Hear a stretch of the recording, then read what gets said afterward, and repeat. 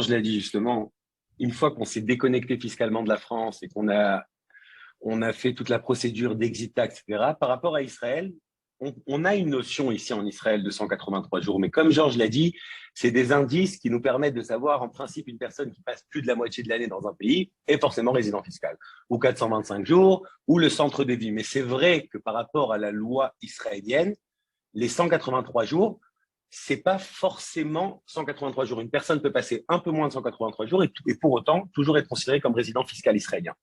Un autre point que Georges a dit qui est super important, c'est les revenus qu'on génère via Israël sur des revenus étrangers. Beaucoup de personnes pensent que la loi des 10 ans d'exonération, chaque Olé Hadash qui vient en Israël, il est exonéré pendant 10 ans de tous les revenus qui ont été générés en dehors du territoire israélien.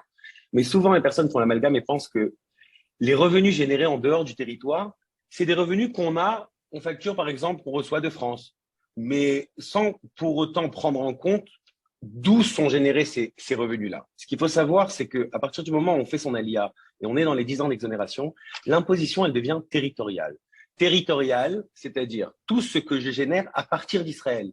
Que le revenu provienne de France ou que le revenu provienne d'Allemagne, on s'en fout. Si physiquement, on était en Israël lorsqu'on a généré ces revenus, par rapport à la loi israélienne, c'est des revenus qui sont considérés de source israélienne et doivent être imposés en fonction de la structure qu'il y a, que ce soit un auto-entrepreneur ou une SARL ou quelle que soit la chose. Mais c'est un point qu'il faut faire hyper attention parce que les impôts n'ont pas vraiment défini et exploité ce point-là, d'où ces revenus sont générés. Donc c'est pour ça que j'ai voulu ouvrir une parenthèse là qui est super importante. Faites attention, si vous facturez ou si vous travaillez à partir d'Israël, que ce soit des revenus qui proviennent du monde par rapport à l'administration fiscale israélienne, on s'en fout. Si par exemple, moi j'ai des clients par exemple qu'une fois par mois, ils partent à Chypre ou ils partent en Grèce avec leur ordinateur et ils facturent de là-bas et ils reviennent après en Israël, par rapport à Israël, il n'y a aucun problème. Ça s'appelle des revenus qui ont été générés en dehors du territoire et donc on rentre dans la loi dans la loi 186 qui nous dit qu'on est exonéré pendant 6 mois.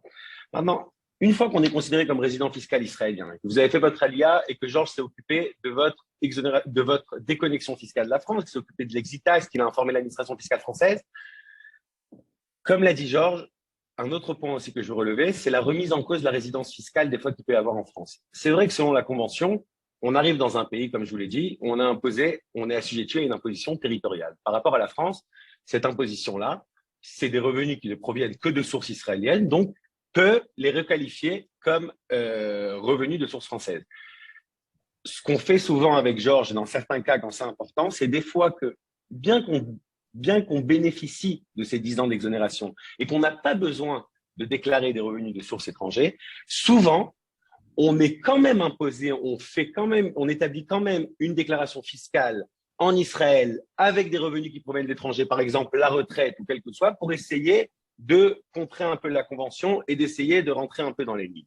Une fois qu'on a fait tout ça et que tout est bon, il faut savoir qu'en Israël, comme je vous l'ai dit, l'imposition elle est territoriale. Ça veut dire qu'on s'en fout de ce qu'on gagne dans le monde. Notre taux d'imposition commence à partir de ce que je gagne en Israël. C'est comme si c'était, vous allez avoir un salaire en Israël, on monte une structure en Israël, par exemple, qui facture votre structure française. Par rapport à Israël, les revenus que vous allez vous distribuer, que ce soit en salaire, ou que ce soit en dividende, ou que ce soit en société ou en auto-entrepreneur, c'est des revenus qui sont un taux d'imposition qui commence à zéro. C'est-à-dire, vous pouvez gagner des millions d'euros en France, mais par rapport à Israël, si jamais vous facturez la France et que vous versez un salaire, le taux d'imposition de ce salarié, par exemple, ou de la femme du salarié, c'est un taux d'imposition qui commence à zéro. Parce que c'est votre première source de revenus israélienne, et donc, seulement ce qu'on gagne en Israël intéresse Israël.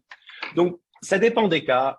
Souvent, Georges, des fois, préfère monter une société fille avec une société mère en France. Souvent, on préfère d'avoir deux structures complètement distinctes, une envers l'autre, de faire vraiment de la prestation de service.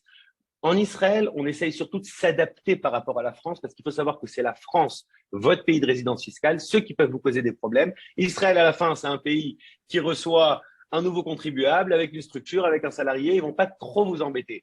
Surtout que vous êtes dans les 10 ans d'exonération. Ceux qui vont vous embêter, c'est la France. C'est pour ça que c'est hyper important de se faire accompagner par un bon avocat en France qui au moins donne les directives à l'expert comptable ou à l'avocat israélien pour savoir quelle sorte de structure permettra de soulager d'un point de vue fiscal